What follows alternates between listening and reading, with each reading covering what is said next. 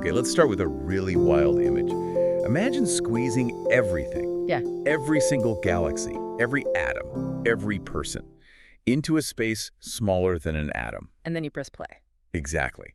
That's the scale of the story Bill Bryson tells in his book, A Short History of Nearly Everything 2.0. It's just staggering. And our goal here really is to pull out the key insights that can fundamentally shift how you see science, our existence, and, well, humanity is a very fragile place in it all. Right. The book's main argument is that science isn't some dusty pile of facts. It's a live, open-ended conversation. It's always unfolding. And the first big idea that really struck me was how he argues that the most honest answer in science is often just nobody really knows. Yeah. We read about these massive shifts, like finally understanding plate tectonics or even just figuring out how old the universe is. It's a history of being wrong and then a little less wrong. And the implication of that is just huge. It completely reframes science as this process of inquiry, of humility, not just authority. It's not a rule book. Not at all. And if science is defined with answers that can be revised, it forces you to think differently about those authoritative headlines you see. It becomes about the questions,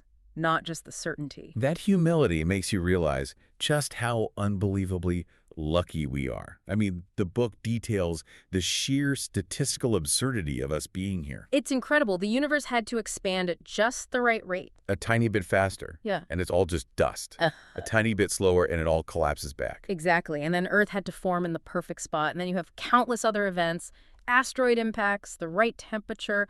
All of it had to line up perfectly. My morning commute sometimes feels improbable, let alone 13.8 billion years of fine-tuning. We're really living on a knife's edge. And if you truly accept that our existence is this sheer improbable luck, it just demolishes any worldview that says some lives are expendable. Right. Or less worthy. Precisely. Life isn't the inevitable point of it all. It's a statistical miracle. And so that makes you ask, what if our policies actually treated every life as the outcome of that impossible luck? How would that change things? And the people who uncovered all this knowledge? Well, their journey was profoundly human. I mean, the book is full of these eccentric personalities, the feuds, the mistakes. So many mistakes. Progress was often held back by gatekeepers who were just clinging to old dogma, like the researchers who insisted on the ether, this imaginary stuff they thought light traveled through, long after the evidence said otherwise. And that messiness, it also points to a deeper issue, right? The institutions themselves were biased. Sexism, cultural dogma. They sidelined important contributions from women and slowed down major ideas. So what we think of as objective knowledge Is produced by human beings inside human institutions, with all their flaws and hierarchies. But despite all that complexity and human error, Bryson's writing is just masterful. He has this way of zooming from the scale of galaxies right down to a single atom. It reawakens this sense of awe. It does. But it's an awe that's rational, not mystical. It's a recognition of this incredibly intricate and fragile reality. And that's a key point. It is, because that awe coexists with the critique. You're invited to marvel at the science, but also see where scientists got it wrong, where they were arrogant.